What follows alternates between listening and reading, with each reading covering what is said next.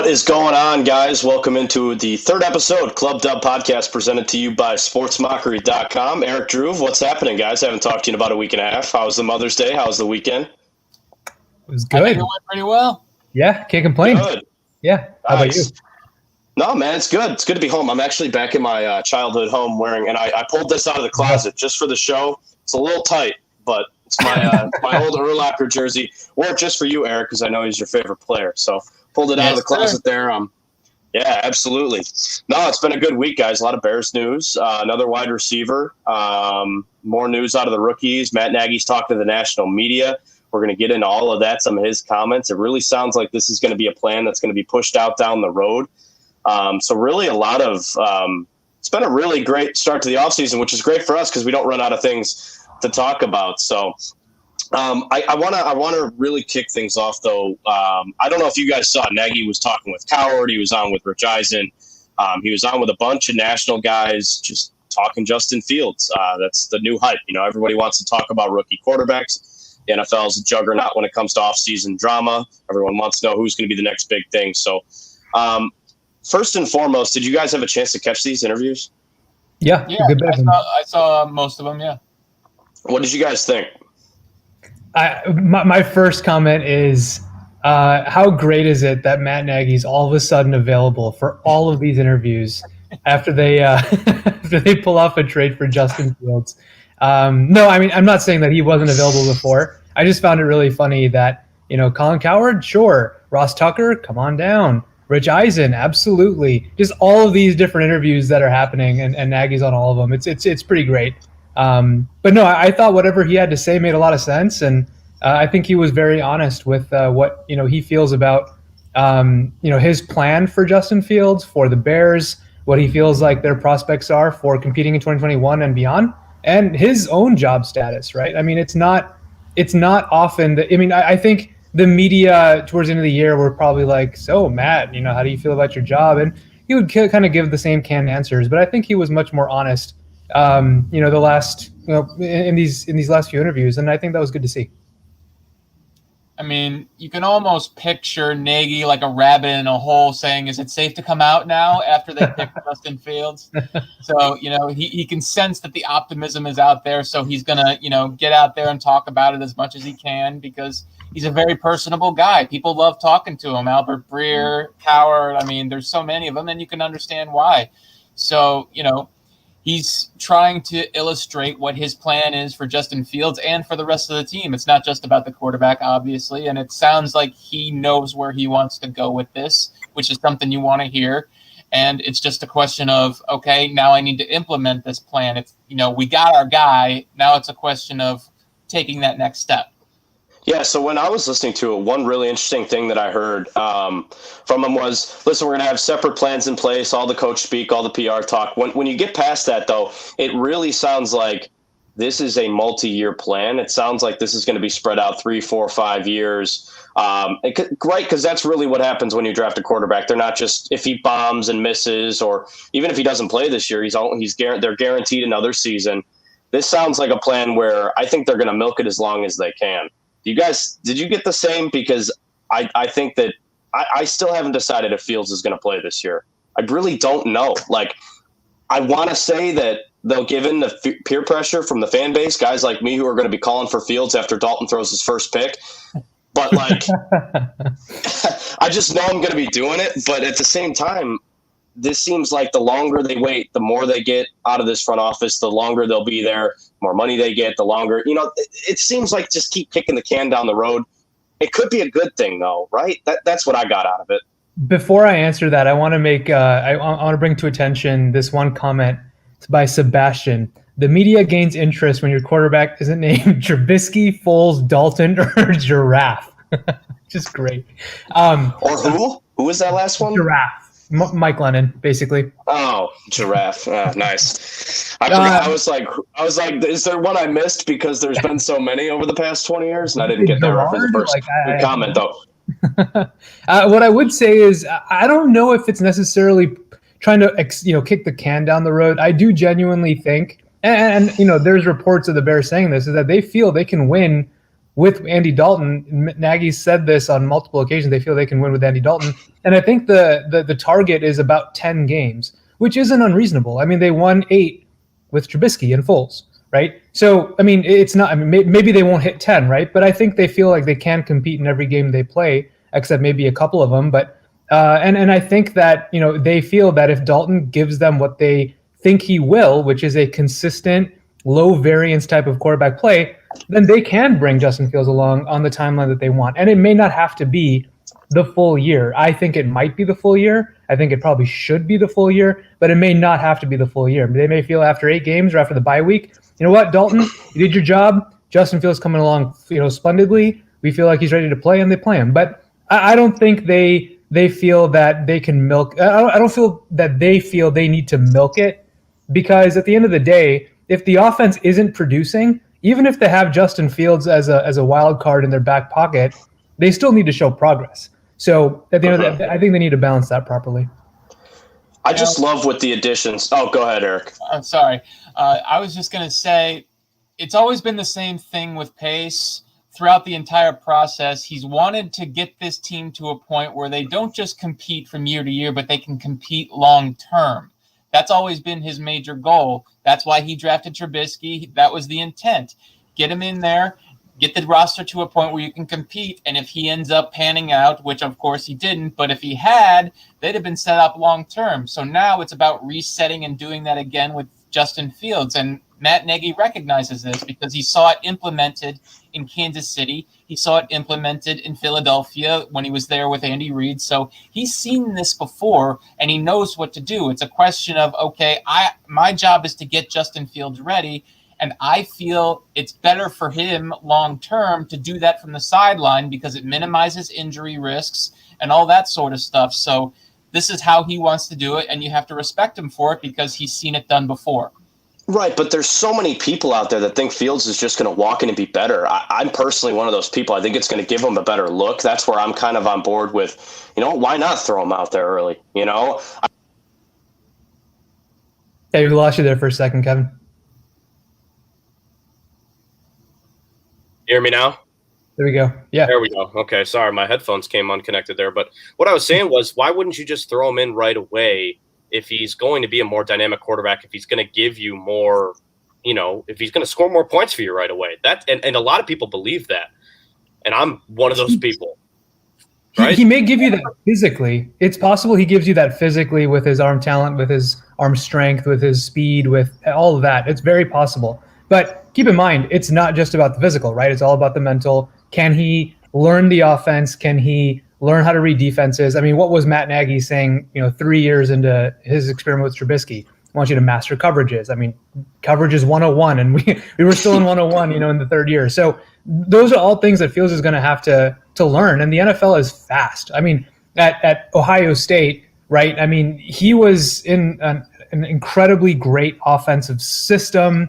He had great playmakers. He had an outstanding play caller. And, it's a different speed at the college level. It's much slower. And we've talked about in the past, right, on past podcasts, and this is analysis all over the web, that Fields, in order to take that next step, he will have to speed up his processor. Can he do that at NFL speeds? He may need some time, which is why I think that even if he's physically showing really well in training camp, he's going to have to show, maybe in a preseason game, or he's going to have to show that he can do that really quickly. And that part may take, quite a few games. Right, and I just look around the league. I look at the Patriots. I look at the 49ers. I look at the Jets. I look at those three organizations, two very well-run organizations, one that has just been terribly run over the past decade. And they all have quarterback plans in place for the guys that they drafted this year. Trey Lance is not going to start week one. Garoppolo's going to start week one is what it seems like. Then they're also going to start – Cam's going to start week one for the Patriots. They gave him $15 million. It's his job to lose at this point. They're going to have plans in place. I trust those guys more than I trust Nagy right now. Just they're way more proven head coaches. I think that's the plan we're going to see. But I'm a firm believer. I still think we see Fields at some point this year. It'll take a couple games. So I did want to point out there was one really cool thing that Nagy said with Coward. I want to get your guys' reaction on it. Before the draft, or it wasn't one of those, Oh, wait a minute. Time out. He didn't go to blank. Kind of take me to that process. Yeah, Colin, first of all, it's great seeing you, as always, and talking football.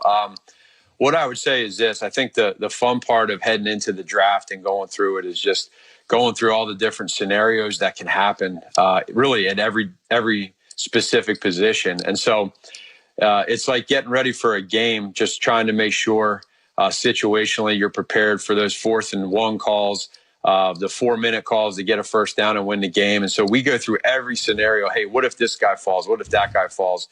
And within that, we all go through our evaluation process of the guys we like. And so you never know how it's going to go up until literally that minute. And the rush that you get when it does happen, it's like the best feeling in the world. And, like you said, it happened to, fall a certain way. And we were so ecstatic and happy about it. And, we couldn't have predicted it 3 hours earlier. But in the end, it's definitely a situation that we discussed a lot about, and it ended up falling our way. So take me to the moment that you and Ryan had decided, because this was a good quarterback draft. Was there a workout, a pro day, a film session when you and Ryan sat down and went, boy, if this kid's available, because the word is you fell in love with him a while back. Yeah, so this is really, that story begins last year. Really a little over a year ago when we were discussing 2020 prospects. I was with Ryan Day, and at the end of it, as the story goes, I just asked him about that quarterback, and he said, "Hey man, this kid's a generational talent," and that stuck with me. And you never know where things are going to go a year later, but that always stuck with me. And so as we get into the draft process and Ryan and I start looking at quarterbacks and the rest of our scouts and personnel, there's so many great quarterbacks in this class. And so we got to do due diligence and make sure we see who we like, why we like them, compare them. That's the best, Colin, is when you're watching a guy and you keep coming into Ryan's room or Ryan keeps coming into my room and like, did you see this play? Did you see that play? Man, he can do this. He can do that. And not just for Justin, but for all of these guys. And so in the end, this is what we feel really great about with Justin. And, he's just such an exciting player that can do so many things, and we're looking forward to the future. And so just kind of reading into what Nagy had to say there, the most important thing, it's really hard to decipher those because they're so, he doesn't want to reveal his hand. Like we see this with all press conferences, but when you hear that, Dhruv, you just texted me and you said, look at how happy he looks. Yeah, he's thrilled.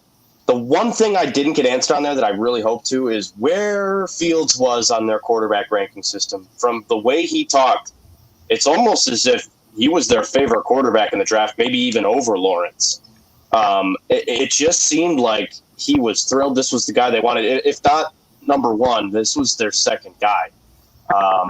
But even listening to those comments, what did you guys get out of this? It's still Andy Dalton's team. Like what did we gather from this? Well, from everything I had heard leading up to the draft was Fields was the guy they wanted. He was their guy. He was the one they had circled on the board that if he gets to a certain range in the first round, we're going to go get him. It's everything I had heard leading up to it, and we obviously saw what happened. So that much was obvious. Now, what did they have him rated over Wilson, Lawrence? Nobody knows for sure, but it's clear from Nagy's reaction, from Pace's words, they think very highly of this kid, and rightfully so. He's uber talented. He's very intelligent. And, if he can speed up that processor even just a little bit, he's going to be a good quarterback in the NFL. And they genuinely believe that, rightfully so. So I'm of the opinion that they know he can probably start right away if they asked him to, but they don't have to because they have Andy Dalton. Why rush a guy if you don't have to?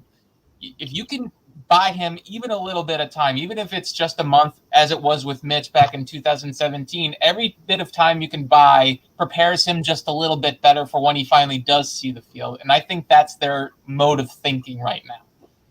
Right on. But Nagy doesn't like to play guys in preseason either, though. Do you think he'll still give Fields reps in preseason? Absolutely, I do. I think, Okay, I do there's only too. going to be 3 games in preseason, so those snaps are going to be even more important. And I think he actually learned a few lessons early in his coaching career that maybe the preseason does have some value, especially last year when it was eliminated during the height of the quarterback competition. So I think he's going to take preseason just a little bit more seriously to get his guys some extra reps, get the rust knocked off against different teams other than his own. So I do think Fields is going to see some action, maybe not a ton, but enough to get him acquainted with the NFL level of play, a little bit more speed, not obviously regular season speed, but just get him to run some plays in that offense and get him, get him to hit the ground running, basically.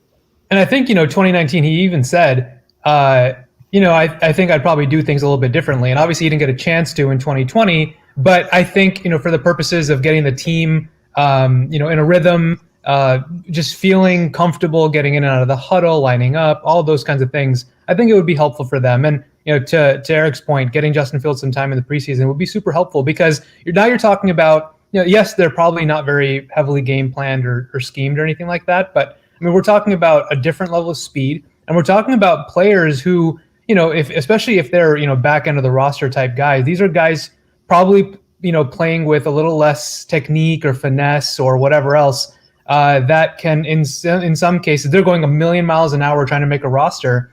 In theory, Fields has to be a little bit more careful and a little bit more decisive because he might get hit by someone who doesn't know actually how to tackle in the NFL, and he's probably more susceptible to getting hurt. So he needs to be even quicker and be like, hey, get the ball out quickly, get the ball to this person. And so that will actually, that probably help him even more. So I'm looking forward to that. I think he will play in the preseason. And to Erik's point, could he start week 1? Maybe. I mean, I don't know for sure. I think he has. I think hopefully in the next few months. No. I want to hear you say yes or no.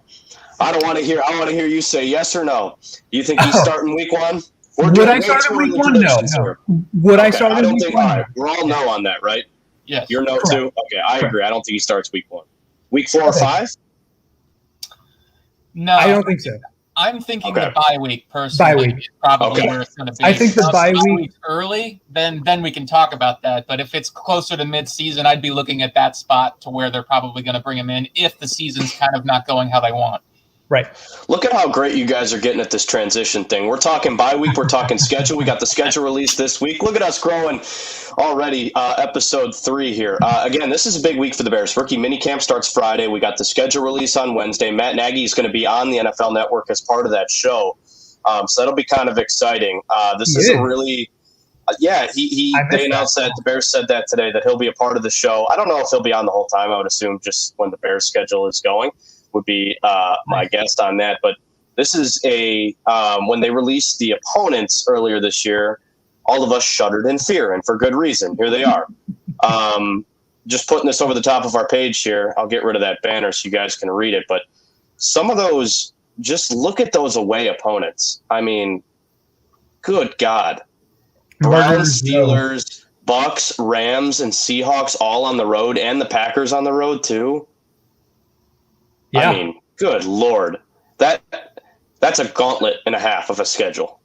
I mean, they aren't hosting that many cupcakes either, right? I mean, they got Baltimore, they've got San Francisco. I mean, people love to give Arizona a lot of credit. I don't think they're particularly that good, but I mean, Arizona, has some pieces. So you got them. They're not going to be a pushover. Not going to be a pushover. Yeah. So it's a tough schedule for sure. I'm very interested to see if they, if the NFL suddenly just says like, hey guys, we might need to push the schedule release back here a little bit. We're trying to finalize some primetime details on these Bears. That would be hilarious. But it should be exciting to see when they have these certain guys or certain games scheduled and where, and as far as in the day day goes, that would be it'll be fun to see. No question. I mean, you got to play the schedule you're dealt. I mean, The Bears are going to end up having to win a certain number of games regardless of the schedule they play. Now, is this one looking considerably tougher than you'd prefer? Of course, but you can never really determine what a schedule is going to be until you play it. It could end up, being considerably easier, maybe because of injuries, maybe because of unforeseen circumstances, that sort of thing. So at the end of the day, the Bears are going to have to play their schedule. They're going to have to win, probably 10 games to be given a reasonable shot to get into the playoffs. And they know that. And, I think I thought they won some games last year that they had no business winning, the Tampa game being an obvious one. So if they could do it with Nick Foles at quarterback, why can't they do it with Andy Dalton? That sort of thing. So it always comes down to catching the opponent at the right time. You're right. And I think just looking at the schedule again, I'm going to pull it up there one more time for those to see. I think just glancing at this look right here and how the Bears did it, this is going to be, I'm going to say probably 9-8. And that's being generous. I just don't, again, it is about catching your opponents at the right time, but there's, right now, Browns, Steelers, Buccaneers, Rams are all better teams than you. The Packers are a better team than you right now. We're going to talk about Aaron Rodgers later in the show. I think the Bears are still going to beat the Vikings twice. I think they'll beat the Lions twice. I think they'll beat the Bengals. But again, some of those road opponents, they're just, it's just going to be really, really hard at this point in time. But again, you're right. Nothing matters until we get that release date on Wednesday, because you're right. These injuries and things mount so quickly in this league. The Bears had such a great injury luck in 2018 when they won the division. Last year and the year before that, not so much. No losing seasons, but those key injuries really come into play. And it's going to be a way different defense this year too, without Fuller. So another big thing on the docket is rookie minicamp that starts Friday. The Bears drafted very well. I thought this was one of the best drafts. We'll obviously see the talent on the field, but this was one of the best drafts I've seen them do. This was all strategically done very well. All of these guys are going to come in and contribute. I don't know about right away. A couple guys there at the end of the round, at the end of the draft, I don't know if they're going to come in right away and compete, but definitely the first 4 or 5 guys, I think we're going to see snaps this year. I'm going to pull up the list here. As you're pulling that up, I think all. Oh, Kevin, I lost you there for a second. Were you saying something? You see me? Yeah, no, yeah. Here's the draft class. And looking at these guys right off the bat, we'll obviously see what happens with Fields, but I think Jenkins plays. I think Borum plays. Herbert will be a running back 4. Depending on what happens with Anthony Miller and Riley Ridley, I think we may see some Newsome. But again, I think at least 3 of the 4, or 3 of the, I can't count, 3 of the 7 guys there. Rookie camp's cutting out the last one. I think at least 4 of those guys play this year, significant amount, right? I actually think all of them will, and I'll tell you why.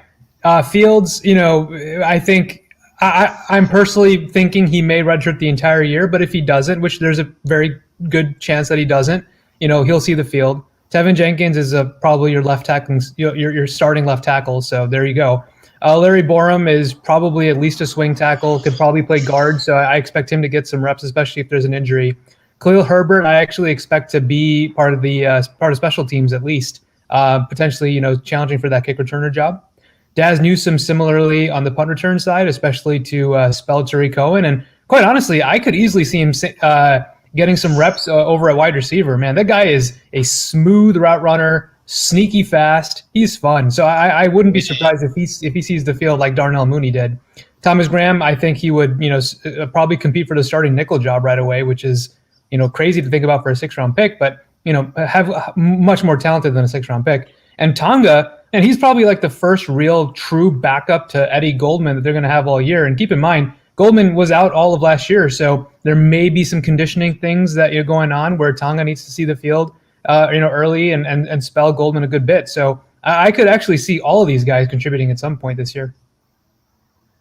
Absolutely. I mean, listen, Justin Fields is going to play at some point this year. Just law of averages says as much. Maybe there's an injury. Maybe, one other factor with Dalton maybe brings him out for a spell, or maybe Nagy just wants to get him on the field for some reps. I mean, that could easily happen. So, and Jenkins is obviously going to start right away because they cut Charles Leno. So he's the left tackle. There's no arguing there. Baram, he's a backup at both tackle and guard, as you said, and he might be the one who probably doesn't see as much snaps because they have so much depth along the offensive line. They have Wilkinson, who they signed at tackle. They have a bunch of depth at guard, so it's possible he might not see action. So it depends on how he performs in training camp. Herbert, I can absolutely see on the kick return duties, and also maybe as part of the rotation for their running back, because they're basically 4 deep at that position now with Herbert, Williams, Cohen, Montgomery. They got a nice little stable there. And I'm personally a big fan of Newsome. I think, the 6th round draft status doesn't do him justice. I think he was overshadowed a lot by De'Ami Brown, his teammate at North Carolina. I think he's a really good player. He's much better than his draft slot says, and I think he's going to prove it at some point. A lot of people like Graham, rightfully so. He was a very active player. I believe 8 interceptions, 32 passes defended. So he gets his hands on a lot of footballs. And guys like that tend to see the field quickly in the NFL. And as for Tonga, I was a big, big fan of this pick because they've needed a guy behind Goldman for a long time, not just because of what happened last year, but because he has a tendency to maybe sit out for periods of time because of health issues and whatnot. So having somebody behind him, I think, was really important. And they finally got someone, with genuine talent to play nose tackle in a pinch if they need him.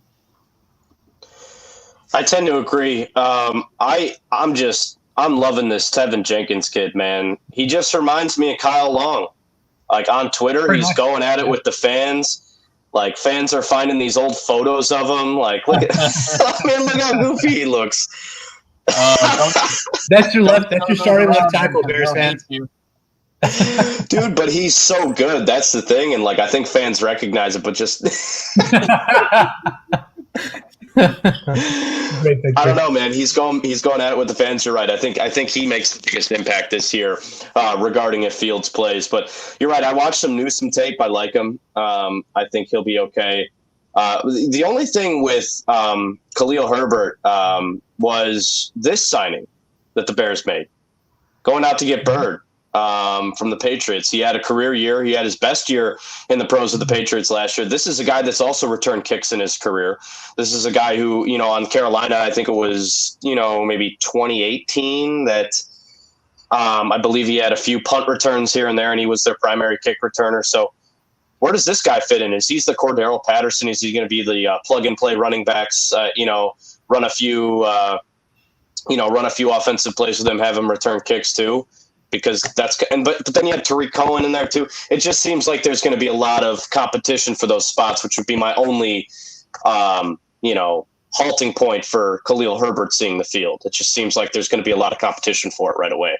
This is like a great problem to have, first of all, I would say. And also just commenting on the amount of speed the Bears have all of a sudden at various positions. And even if all of these guys don't see the field on offense necessarily, I mean, Bird is a burner, Goodwin's a burner, Cohen's a burner. They have ridiculous speed, and it's great. It's honestly great to see. Now, where will all these guys play? It remains to be seen. I mean, Bird had a career season with Cam Newton as his starting quarterback last year, like dead arm Cam. Right? It's actually pretty impressive. Yeah. So I'm Patriots offense sucked too. They were like terrible. Bottom 10 in the league. I want to say 24th or 25th in total offense. I mean, they were bad. I think dead last in passing, if I'm not mistaken, or one of the worst. Maybe Baltimore was worse, but it was terrible. But it's definitely a player who has proven himself can fit really anywhere in the return game, and then also on offense and likewise. I mean, we're talking about. I mean, maybe the Bears don't opt for a dedicated person to hold a role. They may just be like, all right, you know what, Herbert, you're feeling it right now. You go in there and you return kicks. Or Bird, I want you on offense. You're not going to return anything, in this game. You're just going to focus on offense.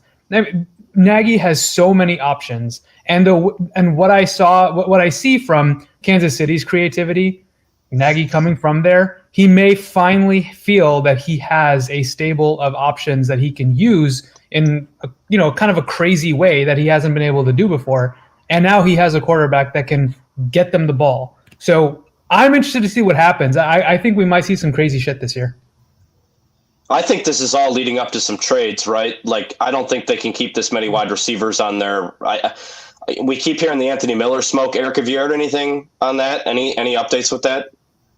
In terms of Miller, you have to remember with Ryan Pace is he doesn't operate according to a fixed deadline with this sort of thing. You have to remember that Adam Shaheen, people thought Adam Shaheen wasn't tradable, I believe it was a year ago. And then all of a sudden in July 26th, if I remember correctly, he's dealt to the Dolphins for a conditional pick. that pick ends up becoming a conditional 6 for the Bears, which they then turn into Herbert and Tonga, if I'm not mistaken. So they turned Adam Shaheen into 2 players who look like they can be good contributors for the team. So having that sort of patience is something that Pace is known for, and I think he's going to play the long game again with Anthony Miller.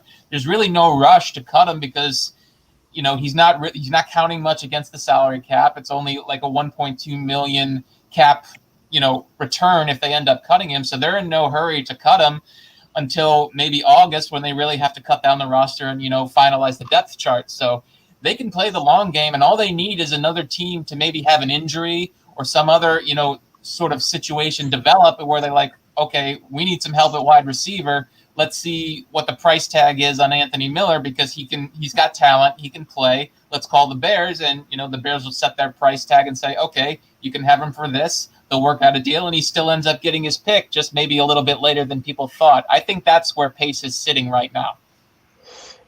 You're right, and Nagy talked so much about even in the interview with Coward, I know I didn't cut the bit, but he also talked about how they've gotten this roster younger, but they're also trying to compete this year. My worry is with guys like that, like with Anthony Miller. This is a guy who kind of struggled to keep his maturity on the field in that playoff game when he's got to work with 2 different quarterbacks, 2 different playbooks, because it just seems like there's going to be more than one playbook, right? Or at least one playbook where, just a bunch of different plays. How are guys like that going to get used to it, especially guys who are still battling for, they're going to be battling for snaps. Allen Robinson's easily your number 1, not even close. But even for a guy like that who's only on the franchise tag and you might want to try and convince him to stay, that brings me thinking more about, why wouldn't you want to start Fields right away? But you're right. I just feel like guys like Anthony Miller, Javon Wims, and Riley Ridley, and it's going to be so difficult for those guys who have already struggled in this system, who have dropped key passes, made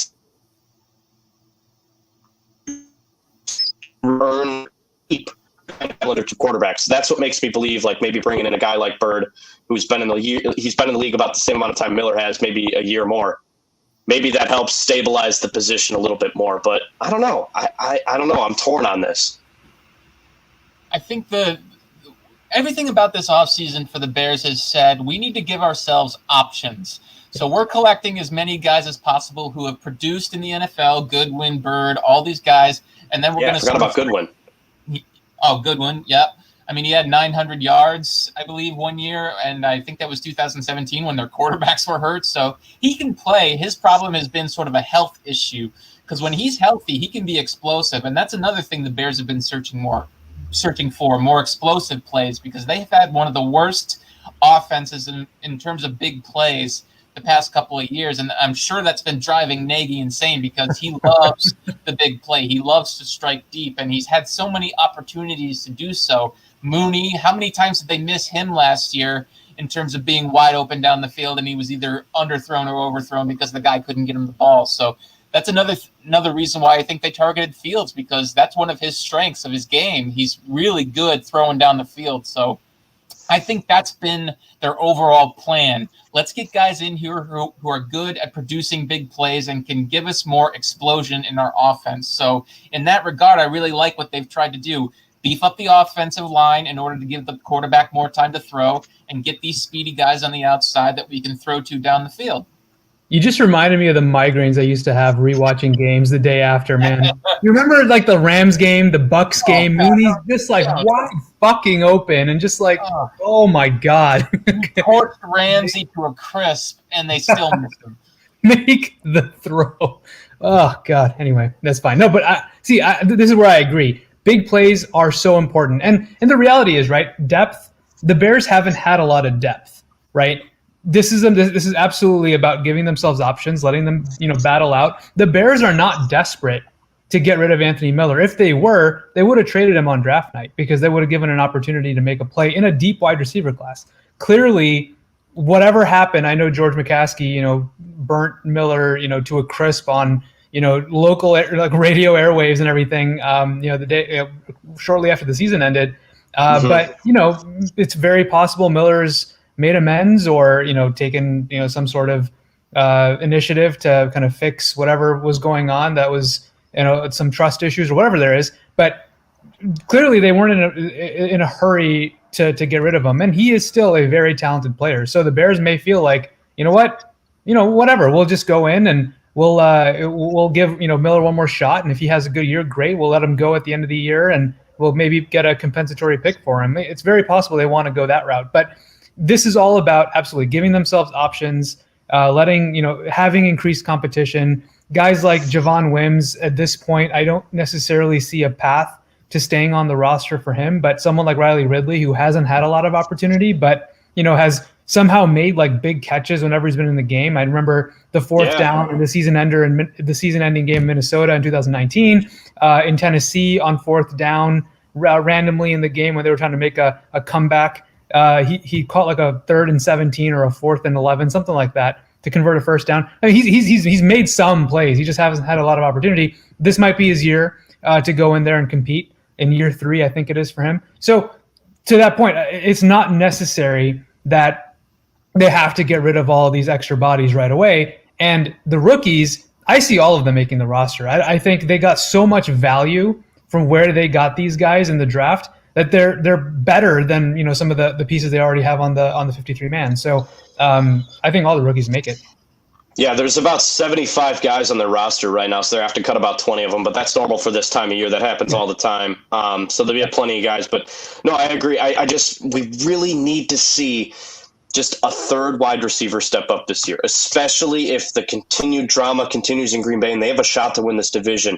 Tariq Cohen, David Montgomery, those two, that's a great duo right there. And don't forget about Williams too, Damian Williams. I mean, those 3 alone, that's super dynamic. You add Fields to that, oh my God. I mean, they can have so much fun with this offense. It won't be stagnant. You're right. They have burners. They have depth on that end. I'm waiting. I have a belief in Anthony Miller that he's going to be the guy to step up this year. I'm going to record that option for me. I'm going to keep that on tape so you guys can rip me later if he doesn't. But I just have a feeling, right? He complements A-Rob so well. I just really hope this is his year to break out when Fields starts to play. How much fun do you think Nagy, DeFilippo, or DeFilippo, however you say it, what's his name? Lazard. Would you call him DeFilippo? DeFilippo, I'm sorry. DeFilippo. DeFilibuster?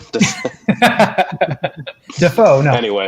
DeFilippo and, Bill Lazor are designing this scheme right now. Just look at all these players that we have. Look at what we can do. Right. Oh my God, I can't even imagine. It's got to be just a blast. Hope they don't screw it up, man. Just you're right. They have a lot of talent. Just don't use Bird as you use Patterson. Don't use him as a running back on 3rd and short, please. Bird is faster. But no. I'm fine with him being faster. Just don't use him on 3rd and short when you have a guy who rushed over 1,000 yards last year and is a certified stud back there with Montgomery. That's all I'm asking. They can have as much fun as they want designing this roster, but and I'm cool with the depth. Just when we get to 3rd and short, no more BS, please. No more BS. I saw way too much of that. Right? Am I wrong? Run it behind Jenkins, man. Just run it behind Jenkins. Run it behind your boy. Dude, this is still my favorite. He's going to be fun, man. Again, hey guys, if you're just tuning in, we are the ClubDub podcast. This is our 3rd show. Eric Lambert, Dhruv Cole, Kevin Wells, presented by sportsmockery.com. Again, you can find us on Twitter at ClubDub Podcast. You can follow all of us too. All of our names are in there. I'm assuming you guys already follow Erik and Dhruv. But if you want to help a brother out, give me some followers. Would really appreciate that. So again, 3rd episode. Really glad you guys are tuning in. We'd love to hear some questions, comments, and everything. We got some tweets of the week that we're going to get to. Some fans that were tuning in the initial couple shows. We got some of our favorite tweets from our listeners. We'll give you guys a shout out. So again, we appreciate you guys tuning in. One thing that caught my mind this week, we're going to have a little bit of fun with these next couple. Did you guys see what Bob Baffert said about his freaking horse? Exactly What's the name? Said. What's the name of his horse again? You guys remember? I'm not a big horse, but man, he goes out there and says, "Oh my God, he didn't take any performance enhancing drugs. It was like some anti-inflammatory. What is it? was Medina Spirit. That's what it was. Yeah. He goes out there and says, he didn't take it. It wasn't my fault. But the drug test said that he did. Here's Bob Baffert and why I think this is a lot like a Ryan Pace deny till I die situation. I got a call from Jimmy Barnes. I was headed to the airport, and I got some horrible news. He said he had some horrible news for me, that he's just been served by the Kentucky Race Commission that Medina Spirit, our Derby horse, had been tested positive for 21 picograms of betamethasone. And all I can tell you is that betamethasone, even though it's an allowed drug, therapeutic medication, we did not give it. My veterinarian, nobody here, that matter of fact, Medina Spirit has never been treated with betamethasone. What? Look, all I can because he had the system. I don't know. It's two different situations. It just reminds me. It's just so funny to watch guys like that try and deny it till they die. Does this remind you guys of Ryan Pace press conference sometimes? Because I couldn't help but think of the 6-game losing streak, spinning it as a positive. He's out here trying to spin it as a positive, blaming it on cancel culture and everything else under the sun. Look, all I have to say is this. The first time in the history of professional sports that an athlete has unknowingly taken performance-enhancing drugs. God, seriously. And then he went on to say, like, I feel horrible that the horse is going through this. Man, he doesn't even know what's going on. He's a horse, and you cheated to win. Good Lord. I'm down in Louisville here, and no one gives a fuck. Did you go to the Derby? No, God, no. What? Dude, why not? If you're down there, why don't you go? It's all full of tourists who just come in and they crowd the place. They get hammered. No one's wearing masks, and I'm sorry. Yes, I'm fully vaccinated, but shit, I don't. Who knows what everyone else has around here? That's fair. I guess for the time, have you ever thought about going? Yeah, I guess this year's kind of a wash. Yeah, last year my too, fiance and I, we will. I think probably next year. She's been down here 4 years, and she. All right, I'll see you there. I'm going too. The cool thing is, by the way, we did figure out the mansion in Cherokee Park where all the celebrities go for their post Derby party. We do know where it is, so maybe we'll try to crash that. No, we won't. Well, you're gonna have to help me out with that because whatever sponsor money we make on this show, I'm gonna bet it on Bob Baffert's horse next year, and then you're gonna find me the after party. All right, we're gonna make some big bucks. We're going to promote. Well, maybe we'll do a live show. Who knows? Let's get back to football. Come over here. How's Denver? Yeah, we could. Yeah, maybe Justin Fields will be so big by then we can get in. We can talk to him about, hey, so when's your next move? You're happy in Chicago, right? You're not gonna leave. You don't hate your teammates. You don't hate your GM yet. Oh God, we're gonna get to that. But seriously, Tebow time is the other big story of the week. What do you guys think of this today? He's back in the league after not taking a snap since I was in high school. Why? I promise I'm not that old, but I'm not that young. It was about 8 years ago that he took his last snap, I want to say. What the hell is he doing back in the league? This is absurd. Why? Just why? Like, why? Why? Like that's all I could find myself asking. He was making good money anchoring and doing College Game Day, and he was fine at it. He was fun to listen Jacksonville to. Thinking? Why? What's Jacksonville thinking? Why? Well, remember, this is the same Jacksonville that drafted a running back with their 24th overall pick after having one of the league's best rushers last year. They took, Etienne out of Clemson with their 24th pick? What the heck? That's so stupid. I don't care if he's Trevor Lawrence's boy. It's so dumb. Wasn't he the first running back drafted? Did they take him before Najee Harris? Which is also Harris went first. Okay, good. They were close. Okay. I think Etienne got taken 24th and Harris was 25th. Pittsburgh was 24th and Jacksonville was 25th. So they're right there. But that makes more sense. No, if they took him first, I'll be like, what the fuck are you guys doing? Well, it doesn't make sense. You can get a running back anywhere. We've seen that. I don't know.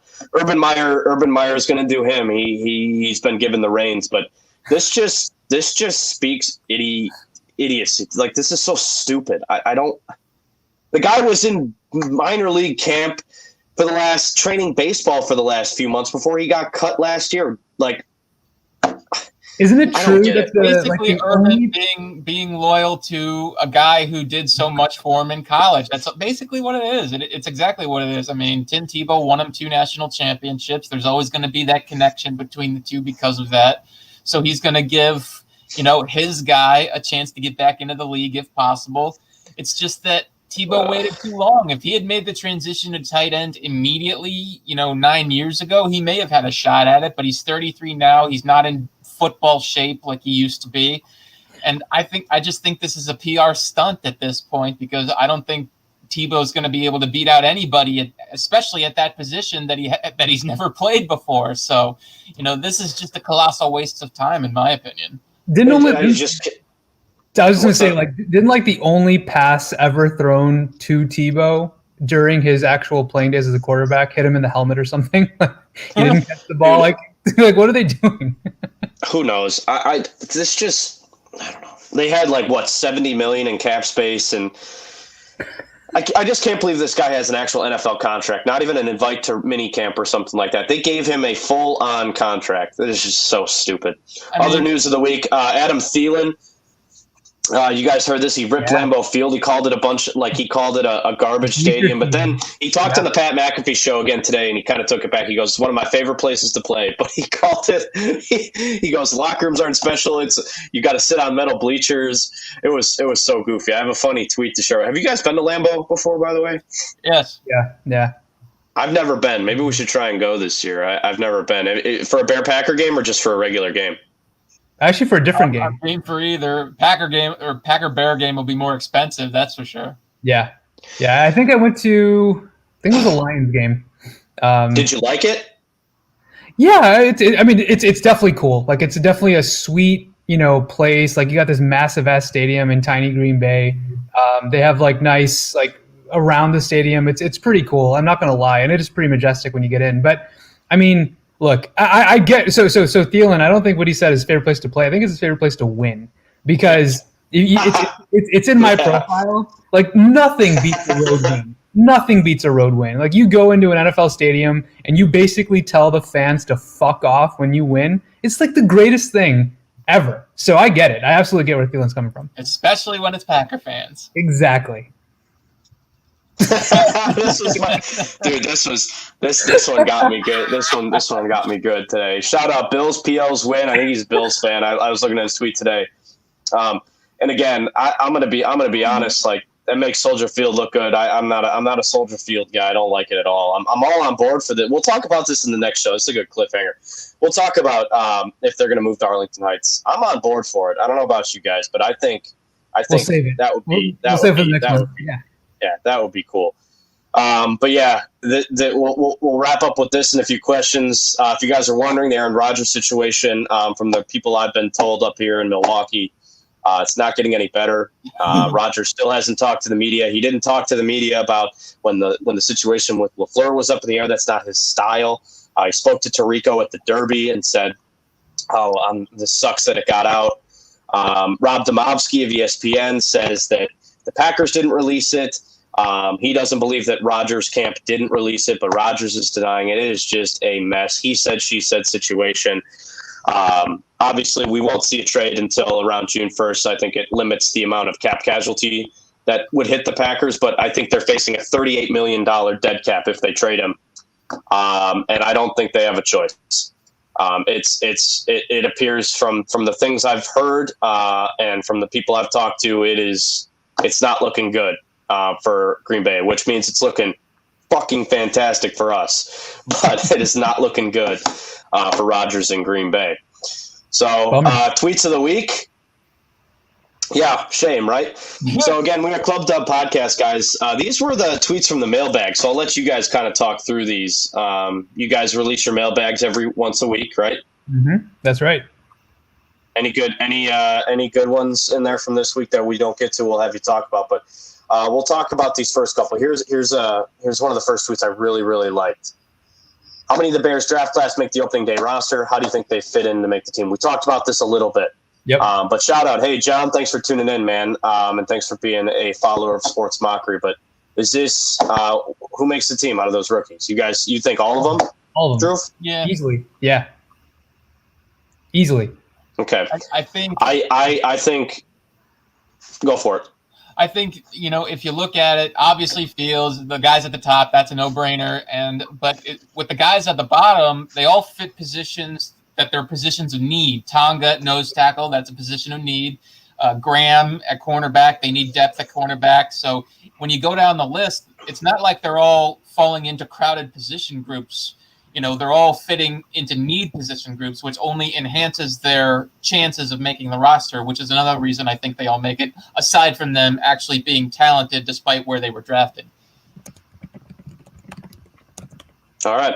Yeah, I'm going to say I think they'll all make it, but I think we'll see. I think Khalil Herbert, I think he'll be good, but I think he'll be transitioning from practice squad to roster a lot. I think the same with Newsome. I just think the amount of wide receivers they have on this team, unless he blows these guys away with rookie camp starting on Friday, I see those guys switching back and forth with injuries. Another question we had. Oh, wow. Really great viewer here. I wonder who this guy is. If you could have undone one Bears pick from last week on with another player, who would it have been? Erik, who would you have taken?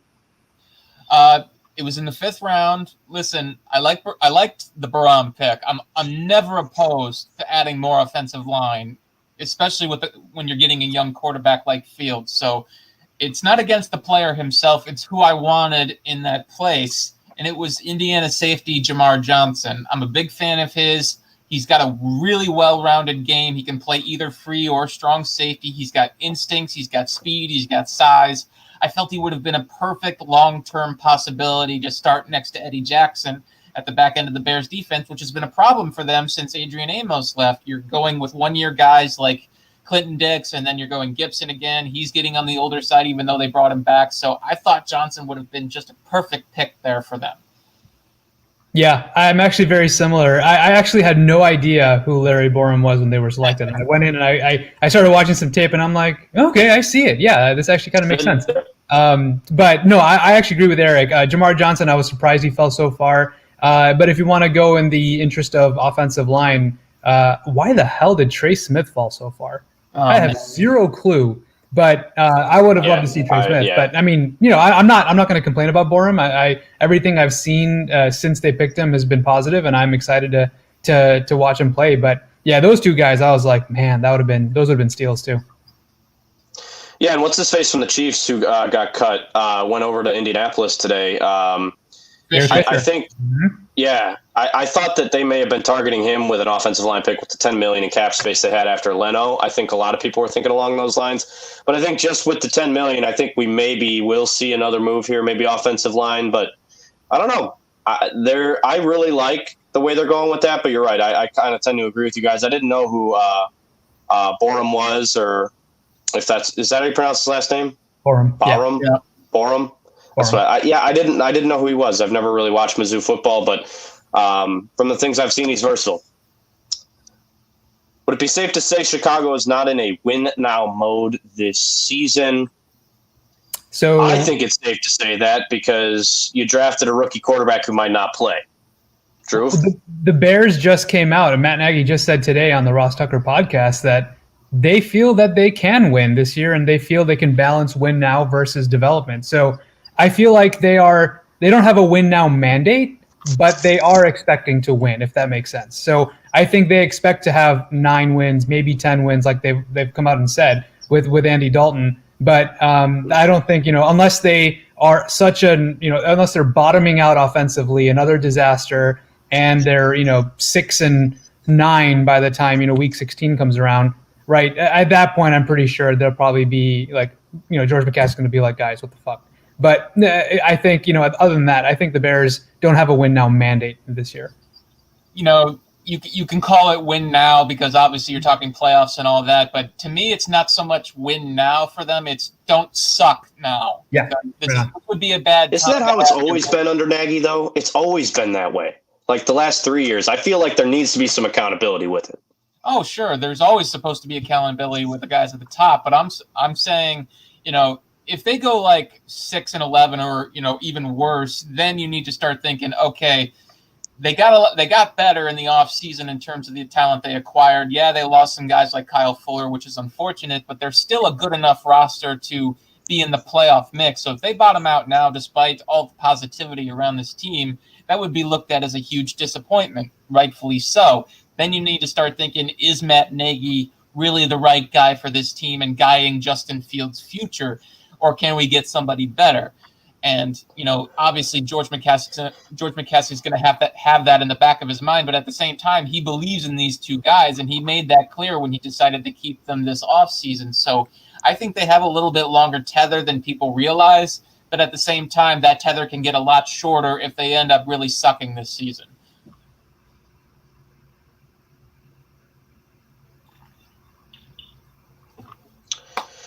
One of our last final tweet here that we got from your guys viewing. You guys see it? I'm trying to get it popped up. Yeah, I got it. There we go. This is, again, something we talked about all week. Do you see Fields sitting for a year? Do you think Natty lets him start? I just prefer to watch him learn and grow rather than being thrown to the wolves. Thank you, Hank Piem. Thank you for sending in the question. Again, this is something we just discussed. This is the question everybody wants to know, and it's the question we're going to have to wait until September to figure out. Personally, I think he will start this season. He's not going to start week 1, but I do have a belief, like you guys said, whenever we will get the schedule on Wednesday, I think it's a week 4, 5, 6, wherever that bye week kind of ends up, especially if they're in a playoff push and they think that he can take them to the next level. I know it's not the same situation, but we kind of saw it with Tua. It was actually the opposite. They pulled Tua and put in Fitzmagic. They wanted to make the playoffs. They wanted to get better. They figured that this was the good parting point to, they put Tua in there, and then they're like, oh, switch, put the other guys in. I think we're going to see a very similar situation here. And that's viable. I think, you can never predict how this is going to go. To me, two things would need to happen in order for Fields to start immediately in week 1. Either Dalton gets hurt, which is always possible. You never know with training camp, or he would have to ridiculously outperform him in training camp, which is a long shot because it's really hard to do that. I mean, Dalton would have to look so awful and Fields looks so good in order to convince Nagy, okay, obviously Dalton's not clicking, so we need to go with the guy that is, making things happen. In that circumspect, yes, I could see that happening. But if they're both relatively even in training camp, as it was last year between Trubisky and Foles, I think Dalton is going to get the nod, at least for the beginning part of the season. And if he plays well, he'll continue to play, and Fields will just continue to learn on the sideline. But if it goes south for Dalton at any point, as it did for Glennon back in 2017, then I think they're going to turn to Fields inevitably. Yeah, I agree. That's it? You agree? I agree. That's it. How good I am, man. All right, fine. Man. If you need my elongated... Give me, I got to hear something out of you. Give me some passion. Let's go. Come on. All right, here we go.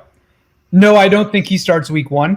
I don't think he's going to significantly outperform Andy Dalton in training camp because, to Eric's point, it's hard to do that. I mean, you would have to be first of all, they would have to be throwing like exclusively deep balls that Fields is good at and Andy Dalton sucks at. Like that's not what training camp is. So other than that, I mean, Dalton, guys, keep in mind, again, I've said this repeatedly, Dalton is a legitimate NFL starter. So he will make the throws that Matt Nagy wants him to throw 70% of the time. So if that's the case, they're gonna roll with Dalton. It'll be like, okay, Fields, great. You're doing everything physically that we need you to do. No surprises. That's awesome. Now continue to learn how to prepare as an NFL quarterback. Continue to learn the offense, the verbiage. Take snaps from go call a huddle. He brought up the Patrick Mahomes thing. He was shouting plays in his first NFL huddle, and the defense could hear him. That can't happen. So go learn those things. And by the time the bye week rolls around, if let's say if it's week 8 and the Bears are 4-4, sorry, week 8 would be, so they're 7 games in. So let's say the Bears are 4-3 or 3-4. At that point, they're kind of middling, and if the Bears offense is kind of playing decently, they may think like, all right, you know what? I think Fields has what it takes to just give us a jolt. Let's put him in. Or if the Bears are 6-1 or 5-2, they may be like, shit, Dalton's playing great. We're 5-2. We're in good shape and we're looking good. Let's go ahead and ride this out, and Fields, you continue to learn. So we'll see what happens as the year goes on. I'm really excited to see where that bye week lands because that'll be very important. But yeah, I maybe we'll see Fields at some point this year. But starting in training camp, I don't expect it to be some crazy outperformance, and therefore I don't expect Fields to start week 1. Yeah, it'd be interesting if we did get to that point. The thing for me that I really wish they didn't play the gray line so much. That's my only thing. I wish that there was a plan. I wish they would stick to it. I know it has to be a case by case. It's a week by week league in the NFL. So I get that. I get that point of thinking. I do, and I'm not mad at them for that. I'm mad at them consistently playing the gray line in the gray area and not committing to one specific side. I know it's early. I know we haven't seen Fields throw a football yet. We will. Again, rookie camp starts Friday. Schedule release on Wednesday. It's a big week for the Bears. But I just wish they would be more direct. I wish they wouldn't give themselves so much leeway. I wish we could listen to them and say, okay, here's the plan. This is what it is. This is what I want to look for. I know I'm never going to get it with this regime. But I wish, that's something I wish we had. I wish it was clear. I really do. So I see where you're coming from. I think the main thing is they had this same idea in John Fox's last year when they had Mr. Trubisky. Glennon was so unbelievably terrible, and Trubisky needed so much more time that they were really in a bind. Like, oh my God, we can like for the sake of professional football. And for the sake of our roster just not showing up to work the next week, we have to play the kid. So they punted Glennon and were like, all right, fuck, we have to go with Trubisky. I think the Bears have every intention to be like, all right, Justin, you are going to ride the bench. You are going to learn what it's like to be an NFL quarterback. Dalton, handle your business. But I'm a big fan of military, Navy SEAL, these kinds of novels. And one of my favorite quotes from one of the novels that I've read is that a plan is just a list of shit that's never going to happen. So hopefully the Bears have, everything go their way and they're able to stick to the plan that, Kevin, I know you want them to come out and say, but the reality is if Dalton gets injured and Nick Foles is terrible like he was last year, which I don't expect to behind a better offensive line, but let's say he is, then they got to play Fields before they feel like he's ready to, then they kind of have to. So hopefully, everything goes the way they're planning to. But again, plans are just, a list of shit that's never going to happen. Right. If this kid works as hard as he's posting on social media, which, everybody raves about his work ethic. If he's working as hard as he is there, people forget how good James Daniels is. If they come back, that'll be a huge boost to the line. Mustipher played well at center. I don't know. I think he plays this year, but you're right. I won't get my wish on them being more clear. I just wish that they didn't give themselves so much leeway. It's because there's always an out with them. Because if it doesn't work, we're going to sit here and being like, well, it didn't work. And, they'll sit there and tell us, oh, well, hey, we told you, it might not be this time. But all that other BS. But that's just me. That's just me wanting more from a regime, expecting more than what I'm going to get. But anyway, guys, great show tonight. Anything we missed? Anything we didn't touch on? I think we touched on a lot of the good stuff. I guess you didn't mention the comments by Davante Adams about Aaron Rodgers that sort of, fanned the flames a little bit. Ooh, yeah. It's a good one. Yeah. No, I mean, it's not good up there, guys, and that's good for us. With Davante in a contract year, he'll make the highest. I think Julio makes around $22 million a year right now. I think Davante will probably make more than him, being only 27 going on 28. He's the best receiver in football, in my opinion. And if Rodgers isn't there, there's no way he's re-signing there. Absolutely not. Not a guy like that. So it'll be interesting. The June 1st is going to be the big day that we'll really start to hear Rodgers rumors pick up and everything else like that, and whether he wants to play. But I'm excited. I'm excited to keep this podcast going through the off season. Again, this was our episode 3. Really appreciate you guys being here. We'll have more tweets of the week. Make sure you submit those to your mailbags. Where can they find you guys on Twitter? For me, at Dhruv Koul, DHRUVKOUL. Right there should be cool. Right under my name. Yeah, boom, right in front of my face because I can't read. It's all good. It's late on a Monday. No worries, man. Yep. Just go ahead and give us a follow. Go ahead and give our podcast a follow. Again, ClubDub podcast presented by Sports Mocker. Thank you guys so much for tuning in. We'll see you guys in a little bit. We'll probably have a show next couple weeks, recap the schedule and everything else. But again, thank you guys for tuning in. We'll talk to you soon. It was great. I mean, it feels like, that I'm home. So I'm excited to be a Chicago Bear.